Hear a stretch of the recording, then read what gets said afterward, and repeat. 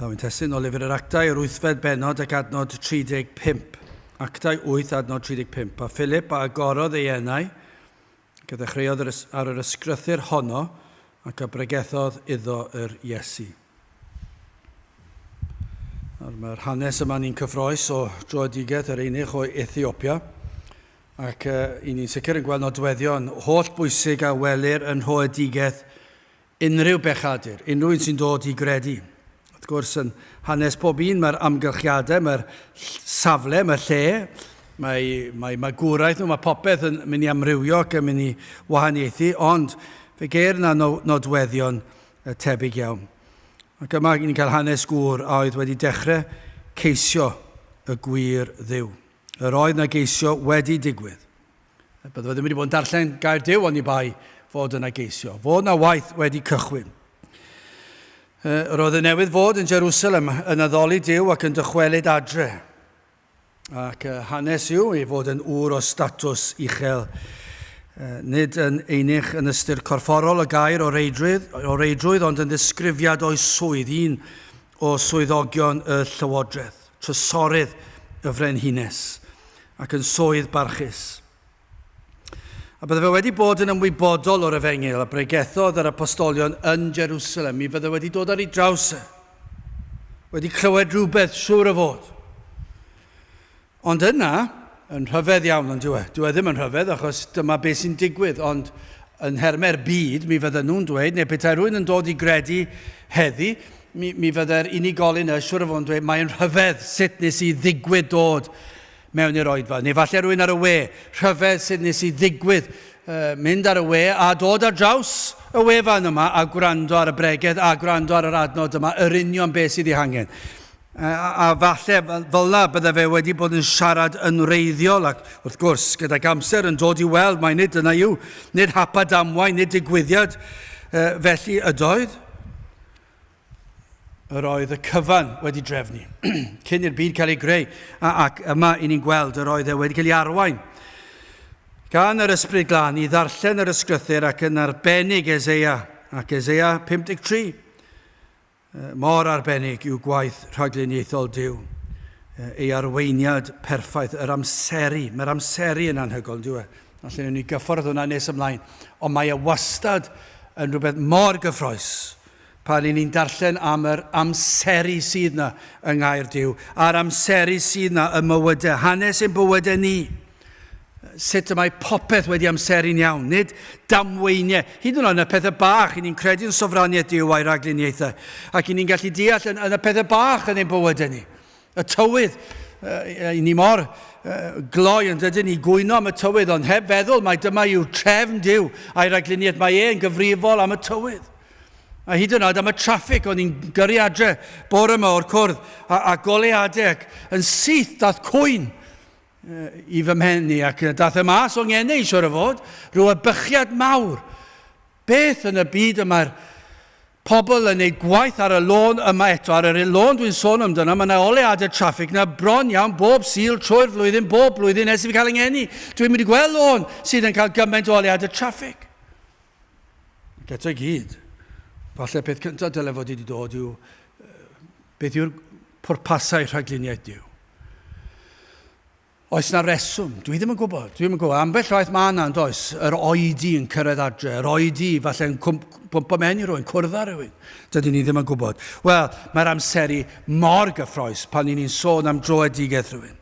A dyma beth sydd i weld fan hyn, mae'r amseru yn popeth fan hyn yn anhygol. Gwaith rhagluniaethol Duw. Yr oedd wedi arwain Philip i fod yn y fan honno ar yr adeg iawn, yr oedd yn barod wedi ddorostwng, oedd y gŵr yma o Ethiopia yn barod, oedd gwaith wedi cychwyn, doedd e ddim yn un balch, doedd e ddim yn un cwynfanllyd, doedd e ddim yn un feirniadu, roedd e'n barod, roedd yna rhywbeth wedi digwydd, oedd wedi cael ei ysgwyd rhywsut, oedd wedi cael ei gyflyru i ddarllen gair Duw. Ac edrych mae Philip yn ymddangos. Tybed os na un falle trwy ras Duw sydd yn gwrando. Falle nawr neu falle i ni'n gwybod, falle bod mae'n bosib o'n dweud trwy'r we, mae'n bosib gwrando ar bregeth a gafodd ei bregethu 5 mlynedd yn ôl, dwi'n credu, dwi'n gwybod pa mor bell yn ôl ni'n mynd ar y pethau yma, ond mae'n bosib o'n dweud. Ac felly, ymhen misoedd neu blynyddoedd hyd yn oed, bydd rhywun yn gwrando ar y neges yma, ac am amseru fydd honno. I wrando ar union neges sydd ei hangen. A dyna'n gweddi fod yr ysbryd glân a'r waith yn cychwyn. Dyna, i ni ddim yn gwybod, mae yn gyffroes yn dweud, mae bob oedfa yn gyffroes. Byddai'r byd yn dod mewn i'r oedfa yma yn gweld adeilad sydd yn dal cannoedd ar gannoedd ar gannoedd. A petawn ni gyd yn eistedd yn gilydd, byddwn ni'n llenwi'r linell yma. A dal digon o le. Mae dal digon o le. Byddwn ni gyd yn gallu eistedd yn y set fawr. A byddai dal digon o le. A'r holl gapel yn wag. A byddai'r byd yn dweud, sut ych chi'n gallu dweud bod hwnna'n gyffroes? Mae dal yn gyffroes. Mae'n gyffroes i ni fan hyn, achos i ni ddim yn gwybod beth yw'r neges sydd yn mynd i fod falle'n bwrpasol i rywun sydd fan hyn cyn lle ydi ni, ond yn yr oes yma hefyd, gyda'r we ac yn y blaen, ni'n gwybod yn y Spurgeon, gafodd rywun i achub, a oedd Spurgeon yn darllen darn o'r ysgrythyr, ac yn ymarfer y sain a'i lais i weld sut oedd yn teithio ac yn y blaen, a rhyw weithio rhywle, ddim yn gwybod yna, yn dod i gredu, mae'n anhygol yn dweud. Ac felly gallai rhywun fod ti fas na pa, mae'n aml dwi'n falch iawn bod na rhyw declyn mas fyna lle mae'r sain yn gallu cario i'r pafin rhywfaint. Achos fe all rhywun cerdded heibio yn wedi gyda'r Gymraeg, yn clywed yr Gymraeg ac yn clywed rhyw frawddeg mae nhw angen i glywed ac wrth gerdded heibio erioed wedi bod i gapel o'r blaen ar yr union adeg, dyna pa mor gyffroes yw e, mae mor gyffroes. Mae yna elfen o siom ar ddiwedd yr oedfa pan ni'n meddwl digwyddodd e ddim heddi. Ond wrth gwrs, mae'r siom yn diflannu achos i ni falle gewn ni wybod mewn 20 mlynedd. I ni'n cael clywed ambell waith yn dydyn ni. Falle 5 mlynedd. Mae rhywun yn dod nôl yn dweud wrthyn ni, fe grandawes i blynyddoedd yn ôl ar y neges a des i gredu.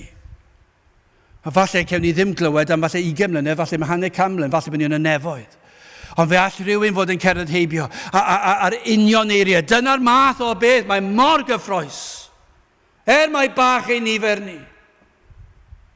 Ond mae'n gyffroes hefyd, achos gallai'r arglwydd ddod lawr a dod â phobl i fewn am yr amseru y mywydau pob un fel unigolion, bod nhw gyd yn cyrraedd yr un pryd. Mae hwnna wedi digwydd mewn diwygiadau. Ond am neges i fan hyn, yn gyntaf felly hoffwn ni edrych ar fod yna un cwestiwn. A gyda'r un cwestiwn, mae yna un ateb. A gyda'r un ateb, un canlyniad sydd. Felly un cwestiwn, un ateb, un canlyniad. Hwna ddim yn boblogaidd iawn heddi, tybyn ni'n cylchoedd efo'n gilydd. Ond yn sicr mwy eang, crefydd mwy eang, hyd yn oed y Cristnogaeth eang sydd yng Nghymru, fydde'r hyd yn oed y penawdau yma'n gwylltio'r rhai. Un cwestiwn, un ateb, un canlyniad. Ac mae'n sicr, does dim lle i ni fod yn fwy eang. Does dim lle gyda ni fod yn fwy agored i fwy o syniadau. Does dim lle. Un cwestiwn, un ateb, ac un canlyniad sy'n gorfod bod. Wel, yn gyntaf y cwestiwn yma. Am gyfarfod a drefnwyd cyn llunio'r byd, pan ddaeth Philip ar ei drawse, yr einych yma o Ethiopia. Yr oedd Philip wedi dod ar draws dan arweiniad yr ysbryd glân, yr oedd y gŵr yma'n darllen yr ysgrythyr, ac mae Philip yn holi'r gŵr. Ac am gwestiwn, mae hwn yn gwestiwn, mae yna sawl cwestiwn fan hyn, ond ni'n dod at yr un cwestiwn pwysig, ond mae hwn yn gwestiwn hefyd. Nath o ofyn, a wyt ti'n deall yr hyn a ddywedodd Eseia? Wyt ti'n deall beth ti'n darllen? O, nach gwestiwn i ddechrau da. Ond dyma beth sy'n hyfryd, nid ymateb balch a gafwyd gan y gŵr yma. Tybio ni, petawn ni'n gofyn yn y cwestiwn yna i'r byd, fydden nhw'n dweud, does dim diddordeb da fi. Petawn ni'n gofyn y cwestiwn yna mewn capeli, mi fydden nhw'n dweud, wrth gwrs bod fi'n deall. Mater o farn yw hwn, a fel hyn dwi'n dehongli hwn. Ond mae yna wahaniaeth, pa mae Duw ar waith, mae'r ymateb i gwestiwn fel hyn bob tro llawer gwell. Pa mae Duw ar waith. Achos nid ymateb balch a gafwyd gan y gŵr yma, ond yn syth mae'n cydnabod nad yw yn deall. Ond nid yw'n broblem i lawer. Ni'n dod ar draws rhai sydd byth yn cydnabod bod nhw ddim yn deall rhywbeth. Maen nhw wastad gyda'r ateb, maen nhw wastad gyda eglurhad, maen nhw wastad yn gallu dweud wrthych chi bod nhw'n gwybod well na chi ac egluro, gan amla, maen nhw'n anghywir. Ond maen nhw mor hyderus i chi'n I chi wedi cymryd yn ganiataol bod nhw'n deall a bod nhw'n gwybod a bod chi'n anghywir. Achos mae yna rhywbeth am falchder dyn felly, pan maen nhw'n meddwl bod nhw'n gwybod, dyn nhw ddim yn gwybod. Ond pan ni'n dod at yr ysbrydol, mae mor hyfryd i weld rwy'n dweud, na, dwi ddim yn deall. Ond ydy hwnna falle yn fwy o gysur i ni pan ni'n siarad â phobl a bod nhw'n dweud hyn, na, dwi ddim yn deall, ond dwi eisiau deall. Mae hwnna'n arwydd hyfryd. Pan mae rhywun o'r diwedd yn cydnabod nad ydyn nhw'n deall a bod nhw eisiau deall. O na fydde mwy felly, yn cydnabod ei darllineb, ei hanwybodaeth. Yr hyn ôl sydd fan hyn, dyn nhw ddim yn faterion academaidd, ni'n sôn am hynny. Dydyn ni'n gofyn i chi os ych chi'n deall o ble roedd yr ewnich yma di dod, neu o ba wlad, a pwy oedd y frenhines, a beth oedd cyfrifoldeb. Tybio ni fydd yna lawer yn rhoi neges ar hwnna am wastraff amser. Alla i'm gweld pa fydd yw hwnna ienaid unrhyw un, ond bydde rai crefyddon gallu roed yr ateb i chi. A gallu sôn am y tir, a sôn am y lôn, a dweud i ba gyfeiriad mewn mynd. Pwy sy'n mynd i elwa hwnna? Dwi'n ddim o unrhyw werth i unrhyw un. Ni ddim yn sôn am faterion academaidd, ni ddim yn sôn ydych chi'n gwybod ble mae Ethiopia, ni ddim yn sôn am pam oedd yn Jerusalem, beth oedd yr achlysur, beth i ni'n dweud fan hyn, o'i ti'n deall am beth roedd Eseia'n sôn, sef yr Efengil, fe ofnodd Philip i'r gŵr yma'n syth. Dwi'n yn gwasanaethu amser, mae'n dweud, o'i ti'n deall yr Efengil? Adnod 34. Am bwy y mae'r proffwyd yn dywedyd hyn, oedd ei ymateb e. Amdano ei hun, a am rywun arall, am gwestiwn. Am gwestiwn. Roedd yr einych yma'n dweud, mae Eseia, mae'r dyn yma dwi'n darllen amdano, a siwr o fod ddim yn gwybod lot amdano fe, ond mae Eseia yn sôn am rywun. Am bwy, ydy yn sôn amdano ei hun, neu ydy yn sôn am rywun arall, oedd wedi deall digon i sylweddoli, mae yna rhywbeth arbennig am y darn yma. Ac wrth gwrs yn y proffwyd, dwi'n mynd yn sôn am ei hadegau nhw, a'r oes, a'i hamgylchiadau nhw, a bywyd pob dydd, ond y tu ôl i hwnna yn cyfeirio at pethau pwysica am yr enaid ac am Gris ac am y Meseia, ac felly mae'n holi. Ac yma ni'n gweld oedd e'n darllen Eseia 53 adnodau 7 i 8, ond dyma sut mae'r Actau, dyma sut mae'r adnodau'n cael ei dehongli yn yr Actau, adnod 32 a 33 o'n blaen ni. A'r lle o'r ysgrythyr oedd fe'n ei ddarllen oedd hwn. Fel dafad i'r lladdfa yr arweiniwyd ef, ac fel oen gerbron ei gneifiwr yn fyd. Felly, nid agorodd e fe ei enau, yn ei ostyngiad, ei farn ef a dynwyd ymaith. Eithir pwy a dreithau genhedlaeth ef, o blegyd dygyr ei fywyd ef oddi ar y ddear. Am bwy mae'n sôn. Dwi ddim yn deall. Doedd e ddim yn siŵr beth oedd Eseia'n ceisio ddweud. Ond nid yma eto yn gweddi heddi. Y bydd yna rhywun, rhai, mwy nag un hyd yn oed, yn barod wedi dechrau cwestiynu'r byd a'i bleserau, yn barod falle wedi gweld bod yr holl glochtar sydd gan y byd yn ddiwerth, a bod rhywsut trwy ras bod nhw wedi dod ar draws Gaerdyw. Rhywsut wedi ffeindio copi o'r ysgrythyr efallai. Neu falle bod yna rhywun wedi siarad yn nhw, wedi dyfynnu rhyw adnod. Neu falle gweld adnod yn rhywle. Neu falle plentyn wedi cael ei fagu, a wedi yn yr ysgwysil, a wedi hen adel, a blynyddoedd wedi mynd heibio, ond rhywsut dath i gof. Mae rhywbeth yn dod i gof o rhyw adnod fe ddysgwyd. Mae'n rhyfedd yn diwedd, ni'n gallu gwneud, ni'n gallu dysgu pethau fel plant, a falle mae'n blynyddoedd, ni'n gallu ail ddyfynnu'r gan, neu'r geiriau. Ond felly yr ysgrythyr yn sicr trwy nerth yr ysbryd glân, mae'n dod yn ôl. Efallai felly, dyna'n gweddi ni, bydd yna rhywun yn dechrau holi. O'r diwedd yn gweld bod yna rhywbeth yna, a sydd yn fwy na phleserau tymhorol y byd. Falle bod nhw'n dod i weld fod bob pleser maen nhw wedi cael yn y byd yn mynd i'r gorffennol yn gloi iawn. Ond mae'n taro chi bob tro, bob pleser o fewn eiliadau mae yn y gorffennol. Mae'n rhan o'n hanes ni, mae wedi mynd. Pan i chi gael gwyliau, mae gwyliau'n dod i ben, mae wedi gorffen, mae'n ar hanes, mae wedi mynd. Mae'r pleser wedi diflannu, mae'r atgof yna, ond mae'r pleser, mae wedi mynd. A falle'n gweld, mae dyna yw bywyd. Ac falle nawr yn dechrau holi am bwy mae'r gair Duw yn sôn am beth y mae'r ysgrifennu. Beth yw'r neges yma? A tragedy o'r mwyaf, nad yw y mwyafrif o gapeli a ddoldau yn cyfeirio at hwn. Yr un y cyfeiriodd Eseia yr Iesu. Dyna'r beth sy'n mor drist. Ar draws ein gwlad ni heddi, fydd y mwyafrif o llefydd ddim yn pregethu Iesu Grist. Fydd y mwyafrif ddim. Dwi ddim yn credu fydd hyd yn oed I enw yn cael ei ynganion I bai fod yn esiampl, ond gan amla mewn mwyafrif o gapeli fydd dim byd am Iesu Grist yn cael ei gyfeirio. Fydd na rhyw foesau a pethau felly, ond dim byd llawer mwy na yna. Mae'n llawer y lefydd efengyled, fydd ddim efengil drwy draw. Fydd ddim neges pur yn dweud wrth bobl sut I ddod yn Gristion. A beth yw iachawdwriaeth yn Iesu Grist. Fe fydd yna gyfeirio at fe'n eglwysi efengyled. A fydd fan hyn fy'n draw, ond fydd ddim fydd ddim yn llwyr yn bir. Falle ceir rhyw negeseuon am broblemau cymdeithas a broblemau'r byd. Fe fydd rheina yn sicr yn cael ei pregethu heddi yng Nghapel Cymru a'r byd. Fydd yna lawer yn cael ei sôn am broblemau cymdeithas. Fydd cyffuriau'n sicr I fyny fyna yn uchel ac yn sôn am y ddiodfeddol. Byd nhw ddim yn condemnio'r ddiodfeddol, na chyffuriau tybyn ni, ond fydd nhw'n sôn am ei beryglon. Fydd nhw pawb heddi'n ymwneud â'r pethau yna, ond fydd nhw falle'n sôn am y tristwch I ni'n gweld. A sut allan ni ddatrys hwn? Ac yna fydd sôn am dlodi. Fydd yna lawer o gapeli heddi'n sôn am dlodi. Fydd yna lawer yn sôn am greulondeb.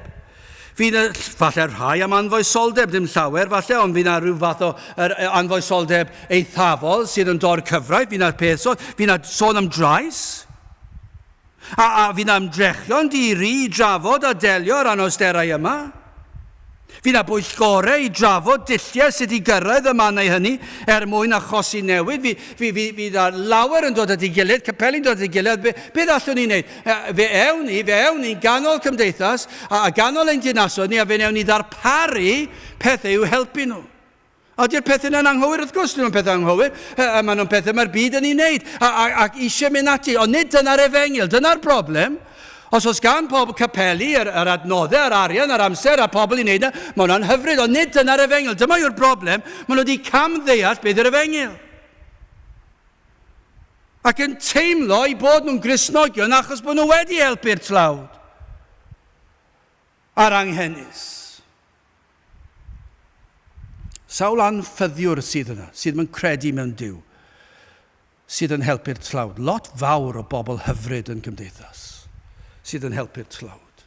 Dyn nhw ddim yn Gristnogion, dyn nhw'n eisiau bod yn Gristnogion. Mae yna grefyddau sydd yn helpu'r tlawd, crefyddau'r byd, ac yr ai anghennus, ond dyn nhw ddim yn Gristnogion. Ac felly, os ydw i'n mynd allan o fy ffordd I helpu pobl, dwi'n ddim yn fy wneud i'n Gristion. Mae'n ddigon rhwydd pam ni gallu dweud na, achos nid yna yw'r ffydd Gristnogol, nid yna yw'r efengil. Ac eto, ceir pobl yn cael pwyllgorau ac yn trefnu. Ac os cyfeirir at Iesu Grist, maen nhw'n cyfeirio at Iesu Grist fel esiampl. Allwch chi ddychmygu, mae'n llawer I le heddi, fe fydden nhw'n dweud Cristnogaeth, a dyma siwr o fod yw'r neges mwyaf digalon allwch chi erioed ei ddychmygu. Allwch chi ddychmygu capel yn torri calonnau I gwrandawyr nhw, yn dweud wrth nhw mae Cristnogaeth yw dilyn esiampl Iesu Grist. Does dim byd mwy tarcalonus na hynny. I ddweud wrth bobl, os I chi am fod yn nefo, os chi eisiau plesio Duw, copiwch Iesu Grist. Dyw e ddim yn bosib. Mae Iesu Grist yn berffaith. I ni ddim yn gallu dod yn agos iddo fe, a beth chi'n oed ar raddfa o 0 I 100.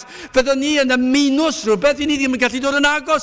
Mae y mor darcalonus, mae'r safon mor anhygol. Bob tro by'r Iesu yn ymateb I unrhyw un yr oedd yn berffaith. Pan oedd pobl yn heiddi barn a chosb, yr oedd yn sôn wrth nhw'n yn gadarn. Ond eto, yn y ffordd heb colli tymer. I ni methu trwy'r amser.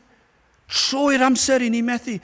Ac felly os chi'n creu rhyw grefydd I gopio Iesu Grist fel esiampl, dyna'r crefydd fwyaf creu. Mae'n od yn diwe. Mi fydd pobl, a fi wedi clywed pobl yn beirniadu'r oedfa hon, a capeli fel hyn, ein bod ni mor eithafol ac yn greulon. Chi'n sôn am farn. Wel, ydyn mi rydyn ni'n sôn am farn. Creulondeb bydde peidio sôn am farn. Ond gai bwysleisio i ni'n sôn am farn, ond yn fuan iawn i ni'n sôn am ffordd mae modd ysgoi'r farn. Ac i ni'n cynnig Iesu Grist. Ac i ni'n gweiddi arnoch chi ac yn pledio arnoch chi, dewch at Grist. Dyma'r ffordd o achubiaeth. Ac eto i gyd, dyma chi'r neges fwyaf cadarnhaol. Fwyaf cyffroes, fwyaf thyner, popeth. Ac eto cyfeirir ato fel rhywbeth sydd yn llym, dyna i chi ddallineb. Be sydd dyn ni o'n blaenau ni fan hyn? Be sydd ganddo ni o'n blaenau ni fan hyn yw'r efengil syml. Am bwy y mae'r Beibl yn sôn? Neu beth yw'r neges y Beibl? Beth yw neges yr efengil? Beth yw pwrpas yr efengil? Beth yw pwrpas cael oedfa ar y sul? A'i pwrpas oedfa ar y sul yw trio gwella chi a cael chi trial fod tipyn bach mwy moesol a fwy charedig ac i helpu cymdeithas. Nawr dyna yw canlyniad y peth tybiwn ni, ond dim dyna yw'r nod, dim dyna'r pwrpas. Sut mae modd cyrraedd nod beth oedd gan Philip fan hyn? Wel, yn syml iawn. Yr un yr oedd yn sôn amdano, sef Iesu Grist, dyna yw'r pwrpas. Am gwestiwn oedd fan hyn, am bwy y mae Eseia yn sôn, am bwy mae'r Beibl yn sôn. Am bwy dylsyn ni droi, dyna be mae'n gofyn. Tybed, a os na un sydd yn deheu am wybod yr ateb i'r gwacter sydd yn ei colonau, yn deheu am i rywun ddweud yr hyn sydd ei hangen arnynt, nid gwastraffu amser yn delio ar symptomau, ond mynd at wraidd y broblem. A oes na rywun sy'n gwrando sydd yn gofyn y cwestiwn yma, am beth yma'r Beibl yn sôn? Beth yw pwrpas y Beibl? Beth yw neges y Beibl? Beth yw i ddylanwad ei fod ar gymdeithas? Beth yw i reswm e? Ond dyna yw'r holl beth. A faint sydd wedi ddeall, tybyn ni, mwyafrif lleth o ddim yn ei ddeall. Dwi ddim un oed yn gwybod bell, achos ydy'r eglwys i efengyledd yn ei ddeall. Achos yr ateb yw, mae yna un cwestiwn yw, am bwy y mae hwn yn sôn? Ac felly, awn ni ymlaen yn ail, yr un ateb, a dyma'r ateb, mae'n ddigon syml. A Philip a agorodd ei enau, ac a ddechreuodd ar yr ysgrythyr honno oedd o'i flaen e, ac a bregethodd iddo'r Iesu. I dweud y gwir, i ni'n gallu neud na, unrhyw le byddwch chi'n agor yr ysgrythyr a pregethu'r Iesu. Ond am le, yn Eseia 53, does dim lle gwell nag oes yn yr Hen Testament, mae'n anhygoel. A dyna'r ateb bob un tro yn yr ysgrythyr. Am yr Iesu y proffwydodd y proffwydi. A nid proffwydodd y proffwydi am yr Iesu yw copiwch Iesu Grist. Fedrwn ni ddim copio'r arglwydd Iesu Grist. Dyw e ddim yn bosib. Yr oedd y proffwydi yn proffwydo am yr Iesu ar hyn a ddath i wneud.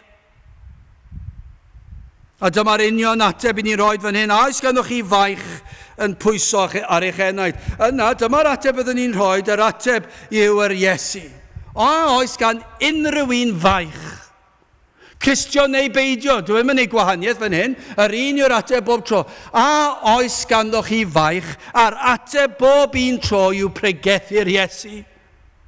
Gai ofyn, a oes gan rhywun sy'n gwrando gwacter yn eich bywyd, bod chi'n gwybod bod yna rhywbeth ar goll?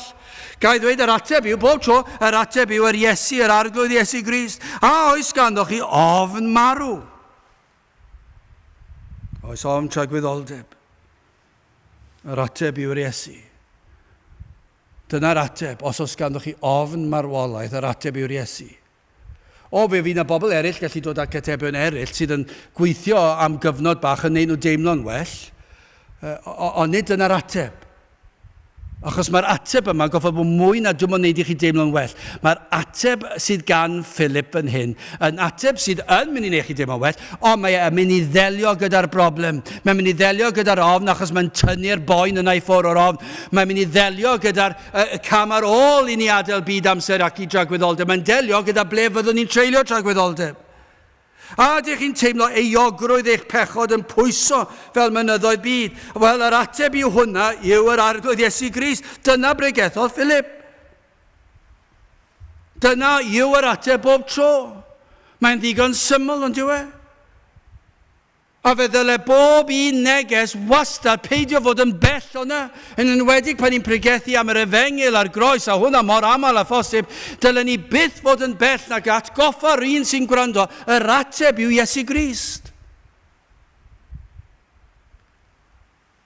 Dyma Pregethodd Philip, am ragluniaeth fod y gŵr yn darllen Eseia 53.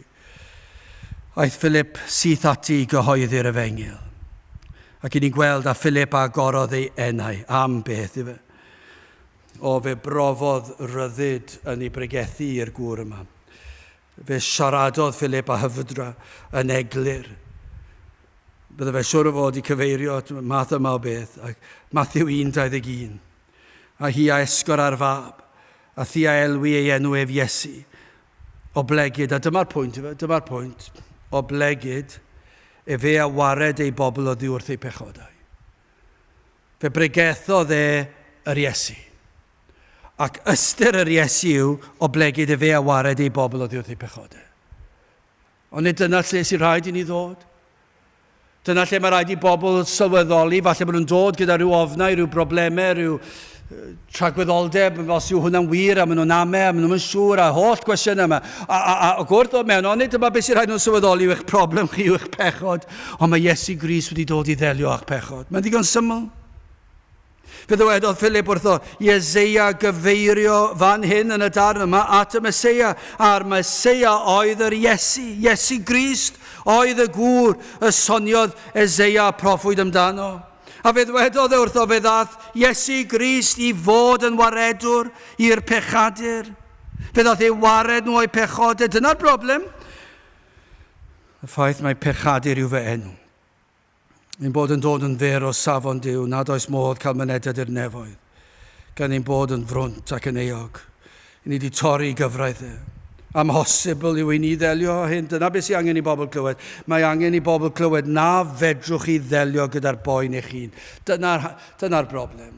Dyw pobl ddim yn gallu delio gyda'r boen. Dyw bosib i ddyn i ddelio gyda'r boen. Mae'r broblem yr i fawr i ni wedi torri cyfraith Duw, a felly does dim modd, does dim ysgoi, ond dyma'r unig ffordd o ysgoi yw i'r trwy'r Iesu. Dyma pam y dath e. Ac amhosibl ydy ni fodloni gofynion Duw y tad. Rhaid oedd i rywun ddod, a dyna nath Iesu Grist. Dyma beth mae Philip yn egluro i'r gŵr yma o Ethiopia. Mae'n dweud wrtho fe, dyma pam wyt ti'n bryderus, dyma pam mae yna broblem, dyma pam mae yna ofnau. Fe ddath Iesu Grist mwyn delio a thi. A rhaid oedd i Grist neb, bydde neb arall gallu gwneud hyn. Chymygwch yr eiliad na pan bydde di darllen. Bydde fe di gliro, mae am Iesu hwn, fel dafad i'r lladdfa yr arweiniwyd ef. Iesu Grist yw hwn. Yr oedd y gŵr yma, yr oedd Eseia'n sôn amdano, y gŵr yma yw'r Meseia, a'r Meseia yw'r Iesu. A dyma'r un ti newydd glywed amdano yn Jerusalem. Mae'r negeseuon sydd wedi cael ei pregethu yn Jerusalem, ti wedi clywed, a falle wedi cael copi o'r ysgrythyr. A'r un mae'r rhain yn sôn amdano yw hwn. Ac yr oedd hwn fel dafad i'r lladdfa yr arweiniwyd ef.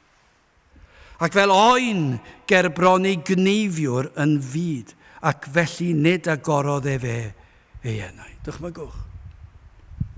Bydde ddau wedi bod wrthi, bydde Philip wedi bod yn egluro i hwn am Iesu Grist mae hwn yn sôn. Yr un a ddaeth fel dafad, ac a aeth fel oen i'r lladdfa. Yn wirfoddol. Dyma be nath Iesu Grist wneud. Fe ddath e'r byd yn wirfoddol mwyn marw, fel oen yn mynd i'r lladdfa. Fe roddodd ei fywyd yn wirfoddol dros o ti. Dyna beth mae Philip yn dweud, dyna beth mae'n egluro iddo fe. Fe egluro bod holl fywyd yr Iesu yn fywyd o ddarostyngiad, o'i enedigedd, o'i blentyndod, ei deulu, ei weinidogaeth e.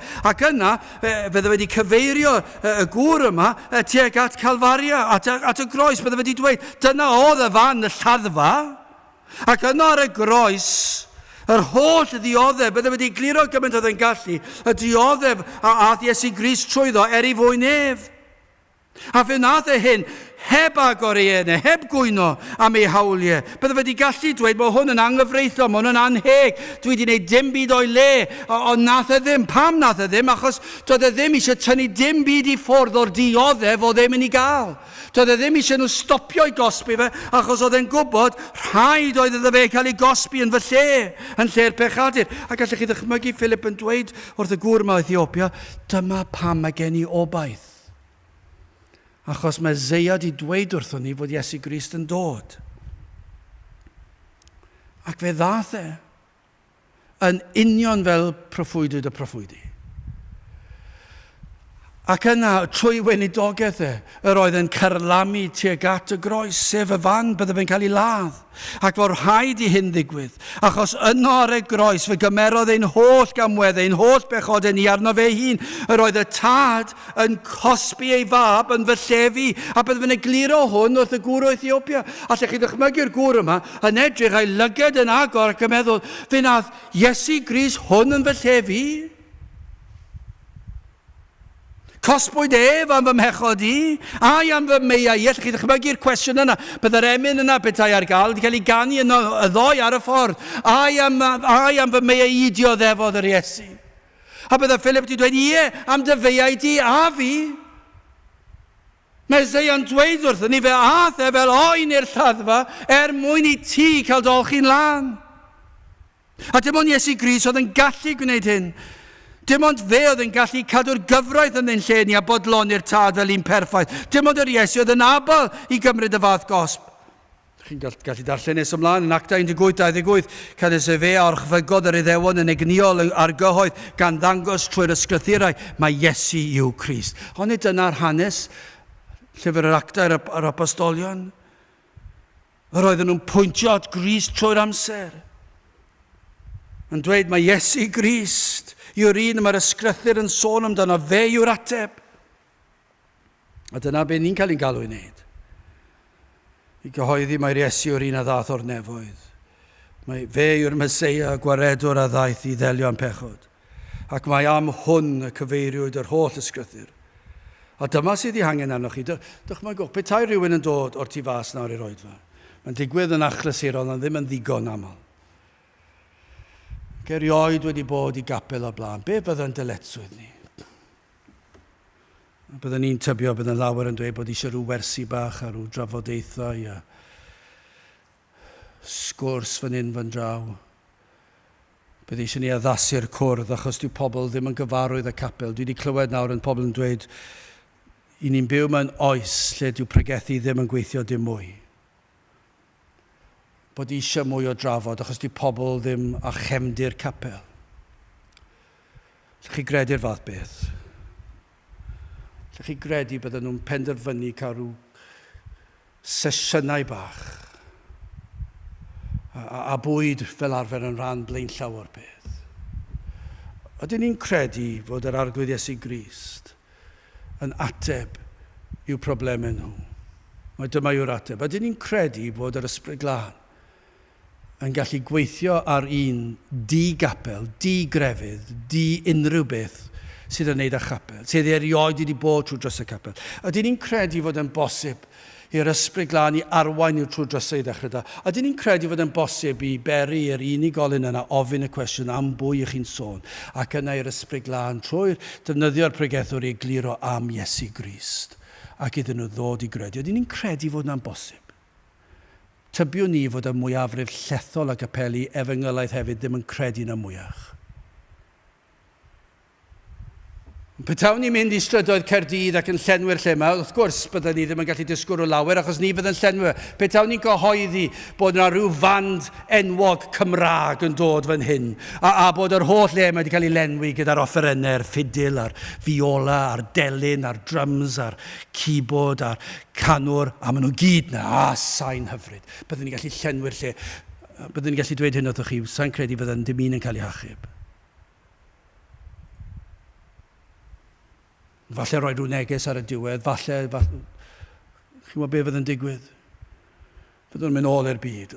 Ond ydyn ni'n credu hyn, petai'r ysbryd glân yn gweithio ar enaid ac yn arwain nhw i weld eu pechod ac yn dod o ofn a dyheuad ac maen nhw'n gweld rhyw adnod, yn cofio rhyw adnod, yn cofio rhywbeth, darllen rhywbeth, ac maen cael ei harwain, maen nhw'n clywed y sain wrth y drysau'r agor, ac maen nhw'n dod i fewn, ac rhywsut neu gilydd mae'r lle'n llenwi. Oedden ni'n credu fod yn bosib i'r rheina gyd ddod i bwyso a chredu yn llwyr ac yn unig ar Iesu Grist. Mae'n rhaid i chi. Achos dyna yw'r unig ateb. Dyna yw'r unig ateb i'w problemau. Na, mae problemau cyffri, mae problemau alcohol, mae problemau cymdeithasol. Wel ie, falle byddwn ni'n delio gyda problemau maes y law, yn allan ni ddweud hyn. Y broblem fwyaf sydd ganddyn nhw, mae'n pechadur yw fy enw. Ac heb faddeuant does dim mynediad i'r nefoedd. Heb Iesu Grist does dim maddeuant. Heb Iesu Grist does dim modd delio gyda'r euogrwydd pechod, ond gyda Iesu Grist mae modd maddau pechod, mae modd delio gyda'r baich, mae modd rhoi nerth i ni fyw ac i ymdopi. Wrth gwrs fyddwn ni'n helpu pobl gyda problemau eraill wedyn, ond y brif broblem yw, a fe fydd hwn yn helpu pob mathau o broblemau fewn cymdeithas, ond dyma yw'r ateb. A mae Philip wedi ddeall Ac mae gŵr sydd erioed wedi clywed ar y fengel o blaen, tan yn ddiweddar, yn dod i Jerusalem o Ethiopia, yn gweld gair Duw ac yn gofyn, am bwy mae hwn yn sôn? A mae Philip yn dweud, am Iesu Grist. Dychmygwch i'r lle mewn llawn. Gyda pobl yn meddwl, sa'n mynd i wneud twyllo nhw, dweud bod yna band yn mynd i fod yma heno neu'n wythnos nesaf, a cael nhw mewn a bod dim band, sa'n ni'n mynd i wneud yna, sa'n ni'n mynd i drafferthu dyna, neu'n i weddio bod yr ysbryd glân yn dod yn mewn. Ond dychmygwch petai nhw'n dod mewn fan hyn heddi, yn ei gwisgoedd ar gyfer rhyw glwb nos, gyda'i peint o gwrw yn ei llaw. Petai'r ysbryd glân ar waith. Yn ystod yr oedfa fyddwn nhw'n dod i ofyn y cwestiwn, am bwy chi'n sôn? Ac efallai trwy nerth yr ysbryd glân yn dechrau dod i weld i pechod. Ac yna i ni'n dweud wrthyn nhw, Iesu Grist yw'r ateb. Beth fydda'r canlyniad i orffen? Mae'r canlyniad yn amlwg yn diwedd. Mae wastad yr un peth yn diwedd. Ni'n gallu gwneud hwn bob bregeth, ni'n dweud, ni'n gwybod beth yw'r ateb, a ni'n gwybod beth yw'r canlyniad. A nod 35, 36, mae'n mynd fel hyn. Ac fel yr oeddent yn myned ar hyd y ffordd, hwy a ddeithant ar ryw ddwfr ar unig a ddywedodd, wel y ddwfr, beth sydd yn llyddias fy medyddio? A Philip a ddywedodd, os wyt ti yn credu ath holl galon, fe a ellir. Mae gai bwysleisio fyna, roedd na ddirnadaeth yr ysbryd glân fan hyn. Pan yn golygu os wyt ti'n credu ath holl galon bod na ddealltwriaeth llawn o'r efengil, mi fyddai'r arglwydd i roi dirnadaeth i Philip ac i'r gŵr yma. Ac felly, nid rhyw broffes i ni'n sôn amdano fan hyn. Os wyt ti'n credu ath holl galon, fe a ellir, ac efe atebodd ac ddwedodd, yr oedd yn credu fod Iesu Grist yn fab Duw. Pan fod Duw ar waith, yna mae'r rhyfeddodau'n gallu digwydd. Mae'n sicr i ni'n gweld y cyfan o Dduw, ond yr oedd yr holl baratoad wedi wneud, cyn i'r byd cael ei greu hyd yn oed, yr oedd yr holl ragluniaethau ar waith, trefnwyd y byddai'r gŵr o Ethiopia yno ar yr adeg iawn, anfonwyd Philip yno ar yr union adeg, yr oedd ei galon wedi baratoi, yr oedd wedi dechrau ymholi, a dechrau teimlo'r awydd i glywed mwy. Ac felly nid oedd ysbryd adleigar ganddo, yr oedd am wybod a mwy am yr un y proffwydodd Eseia amdano. Ac felly pan dechreuodd Philip Pregethu Crist, pwyntiodd at yr unig un oedd yn abl i ddelio ar angen yn ei galon. Ac wrth gwrs ni'n gwybod, mae llawer yn gwrthod. Ac yn ei weld fel ffolineb neu dramgwydd 1 Corinthiaid 1:23 eithaf na ni a dim yn Pregethu Crist wedi groesoelio, ond sylwch hwn, i'r Iddewon yn dramgwydd ac i'r groegwyr yn ffolineb, ni'n gwybod na, mae yna lot yn bobl yn meddwl bod ni'n pregethu ffolineb a pethau sydd yn dramgwyddus. Ond sylwch hwn, i'r sawl y mae Duw wedi agor llyged eu heneidiau, maen nhw'n credu.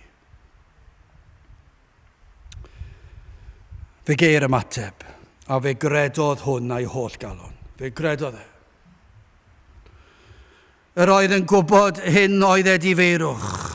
Yr oedd yn barod wedi profi'r darostyngiad yma. Yr oedd yn barod wedi dechrau ystyried am bwy mae hwn a ddim yn cwyrol am y peth. Yr oedd am wybod am bwy ac yr oedd ar daith edifeirwch, ond oedd am gwybod am yr Iesu. A pan glywodd am yr Iesu, be nath fe blygodd fe ildiodd fe gredodd felly gai ofyn wrth i ni gloi, beth am newch chi? Gai ofyn os oes yna rhywun yma ni'n gwrando sydd fel y gŵr yma. Yna dewch at yr Iesu. Mae'n rhyfedd yn diwedd. Ni ddim yn gwybod am lawer sydd yn gwrando. Mae yna rai a mae'n amrywio wythnos i wythnos. Ond diwedd ddim yn niferoedd y mae mwyafrif o capeli'n cael. Mae'r niferoedd i ni'n cael yn fach iawn, dyn nhw. Ond dwi'n ddim yn broblem. Mae yna rai'n cael miloedd ar filoedd, cannoedd. Ond dwi wedi clywed am ambell un.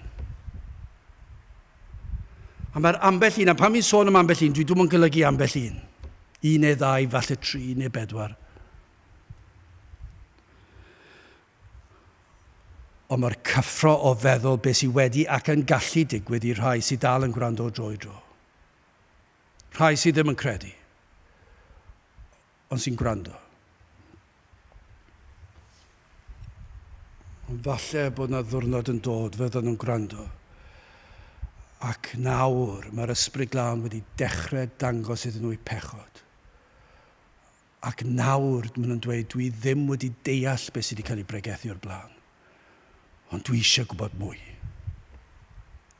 A felly'r ateb yw hwn, dewch at Iesu Grist, at y gwaredwr. Dyma i chi un peth hyfryd, allwn ni ddweud hefyd. Mae Iesu Grist yn y Beibl wedi addo na fydd yn gwrthod unrhyw un sydd yn dod ato yn waglaw. Bob un sy'n dod at Grist, heb unrhyw beth o'i gweithredoedd, o'i crefydd, o'i henw da, o'i gallu, dim ond yn waglaw, gyda'i pechod. Pan ni'n dweud bod chi'n dod yn waglaw, wel, ni ddim cweit yn golygu dod yn waglaw. Dewch gyda'ch dwylo chi'n llawn o'ch pechod. Dewch at y groes gyda'r pechod yn pwyso ar eich cefn. A bod gennych chi llonbagiau o'ch pechod. Ac ych chi'n dod at roed y groes. A'r addewid yw hwn. Dyma be mae gair Duw wedi addo ni. Dyma be mae Philip yn dweud wrth yr gŵr yma o Ethiopia. Os dod at Grist, wneith byth eich troi chi ffwrdd. I bob un sydd yn dod yn edifeiriol ac yn plygu lawr ac yn cydnabod ti yw'r Iesu, ti yw mab Duw, mae yn maddau. Ac os ych chi'n dod ac yn dweud pechadur yw fenw, yna mae'n golchi chi'n wynach na'r eira. Dyna'r addewid, dyna be fydde Philip wedi dweud, dyna be ddyle bob pwlpid dweud oedd bobl sy'n dod i'w oed fe heddi. Mae Iesu Grist yn ei wneud. Mae Iesu Grist yn maddau pechaduriaid. Ac mae'n rhoi bywyd tragwyddol i chi. Mae'n rhoi ei wisg o berffeithrwydd i chi. Mae wedi cadw'r gyfraith i chi yn eich lle chi. Mae wedi gwneud y cyfan. Dyna yw yr ateb.